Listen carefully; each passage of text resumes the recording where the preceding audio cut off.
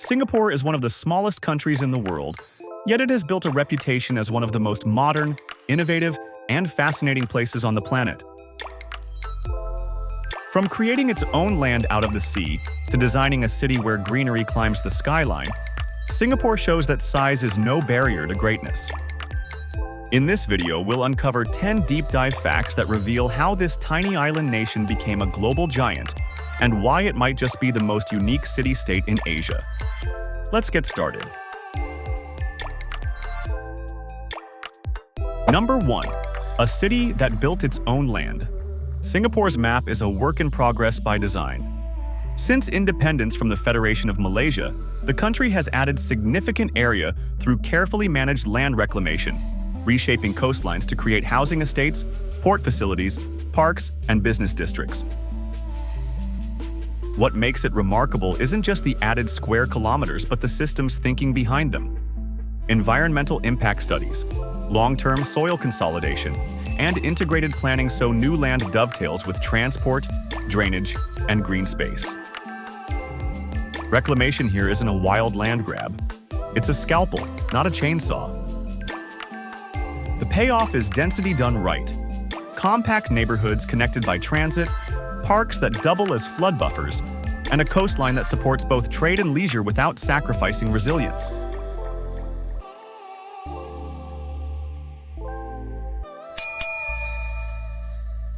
Number 2. The Green by Design Metropolis. Forget adding trees later.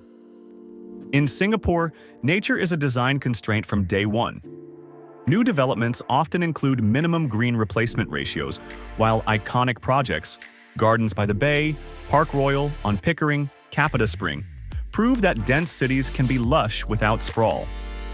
Gardens by the Bay is more than just a tourist attraction. It's a living laboratory. Its futuristic super trees act like vertical ecosystems, generating solar energy, collecting rainwater, and even venting hot air from nearby conservatories. Visitors can even climb up to the Super Tree Observatory, perched 50 meters above ground for panoramic views of Marina Bay and the skyline. The two giant glass domes, the Flower Dome and the Cloud Forest, showcase plants from across the globe while using some of the world's most advanced cooling technologies to minimize energy use. Park Royal on Pickering is often called a hotel in a garden, with cascading sky gardens, lush terraces, and reflective pools that make it resemble a vertical forest in the heart of the financial district. The greenery covers more than 200% of the land area it's built on, reducing heat and filtering air, while also providing habitats for birds and butterflies. Guests walking through its open corridors or pool deck feel as though they've stepped into a tropical sanctuary suspended above the city. Capita Spring, one of Singapore's tallest towers, pushes the idea of vertical greenery even further.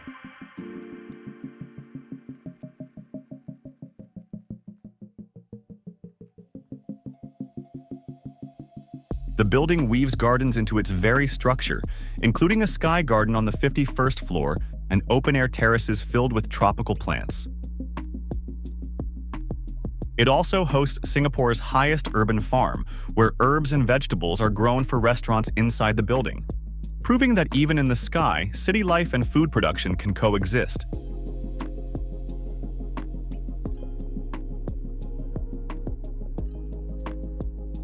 The city's park connector network stitches neighborhoods to reservoirs and coastal paths, turning weekend jogs into mini eco-tours.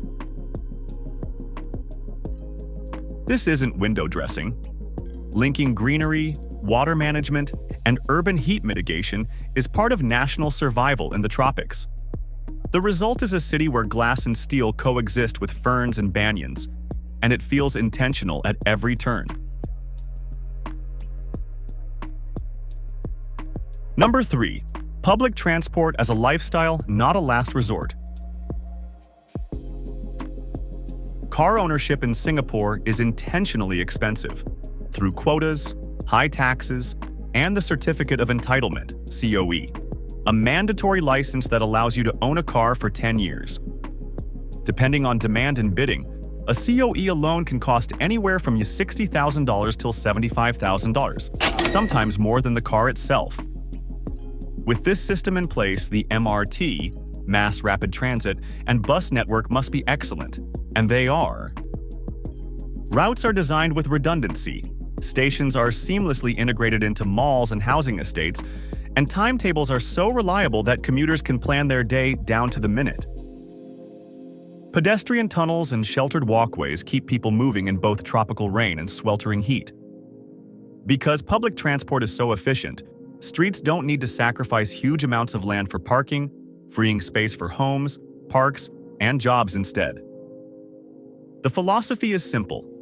Build a transit system that is cleaner, cheaper, and faster than driving, and people will choose it willingly. No lectures required. Number 4. Cleanliness as a social compact. Singapore's spotless reputation is part infrastructure, part culture. High-frequency cleaning, clever bin placement, and drainage that actually drains keep public spaces gleaming. But rules matter too. Littering fines, community service penalties, and social expectations create feedback loops that favor order. The key insight is consistency. Small breaches are corrected quickly, so bigger problems never take root. Even waterways are treated as living assets rather than back-of-house utilities. When you can see fish under a downtown bridge, you start to behave differently in public space. Cleanliness isn't an aesthetic here. It's an ethic that underpins tourism, health, and everyday pride. Number 5. High cost, high return. Yes, Singapore is expensive, especially housing and cars. But the value proposition is concrete. Safety, clean streets, top-tier healthcare, excellent schools, reliable transit, and efficient bureaucracy. Food can be as affordable as you want thanks to hawker centers. These open-air food courts are the backbone of Singapore's dining culture. They bring together dozens of stalls under one roof, offering everything from Michelin-recognized chicken rice to fresh fruit juices, all at prices locals can enjoy daily. Beyond the food, hawker centers are social spaces where families, office workers, and tourists mingle side by side, making them as much about community as cuisine. The premium isn't just price, it's predictability. In a volatile world, that stability is part of the product. Number 6. Education, confidence, leadership. Singapore's success story is powered by people, highly educated, multilingual, and globally minded. Women play a huge role across business, science, and public life, and the country consistently ranks high in education outcomes and life expectancy. It's a culture that values discipline and achievement without losing its human touch. Number 7. A passport that travels far and a citizenship that's earned. Singapore's passport opens doors around the world with minimal paperwork, an advantage born of strong institutions and global trust. But permanent belonging is selective. The state manages population growth carefully, favoring applicants who contribute skills, stability, and community. It's a pragmatic stance for a land-scarce nation. Keep mobility easy for citizens abroad while ensuring domestic capacity, schools, housing, healthcare, stays ahead of demand. The social contract works because it's transparent. Access is broad for travel, measured for residency, and anchored by the idea that rights and responsibilities must stay in balance. Number 8. Blockbuster attractions. Even first-timers know the headliners that define Singapore's skyline and tourism scene. Marina Bay Sands isn't just a hotel. It's an engineering marvel with 3 soaring towers connected by a sky park shaped like a giant ship. At its crown sits the world's highest infinity pool, where guests can literally swim among the clouds while gazing out over the glittering Marina Bay skyline. Just off the mainland, Sentosa Island serves as Singapore's playground. It's home to sandy beaches, adventure rides, golf courses, and Universal Studios Singapore, where blockbuster-themed attractions bring millions of visitors every year. You can arrive by road, cable car, or even a pedestrian boardwalk, making the journey part of the fun. Then there's the Merlion, the mythical half-lion, half-fish statue that symbolizes Singapore's identity as a fishing village turned global city.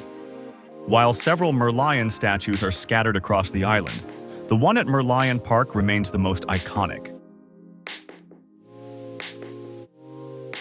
Towering nearby is the Singapore Flyer, one of the world's tallest observation wheels at 165 meters high. A ride in its massive glass capsules offers sweeping views of Marina Bay, the central business district, and even neighboring Malaysia and Indonesia on a clear day. For many visitors, it's one of the best ways to take in Singapore's scale, beauty, and ambition all at once. Number 9. Night markets with a curfew. If you're picturing late nights like Bangkok or Taipei, reset your expectations. Many malls and markets wind down around 9:30 till 10 p.m. Only a handful of supermarkets run 24/7. Fortunately, convenience stores and vending machines, selling everything from snacks to quirky local favorites, have your back after hours. Number 10. Nightlife but regulated.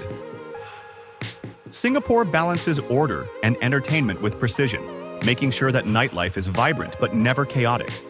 Certain districts, such as Clarke Quay and Boat Quay, are set aside as designated nightlife zones where bars, clubs, and restaurants cluster together.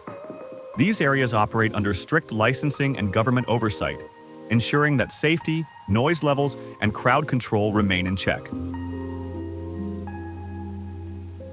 The idea is to give residents and visitors a space to unwind and enjoy themselves while keeping the rest of the city calm and orderly.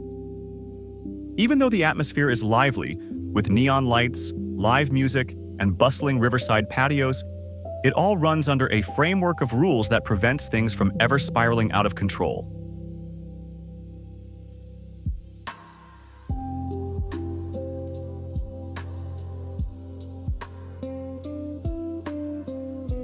Singapore may be one of the smallest countries in the world, but it stands tall as a hub of innovation, culture, and resilience.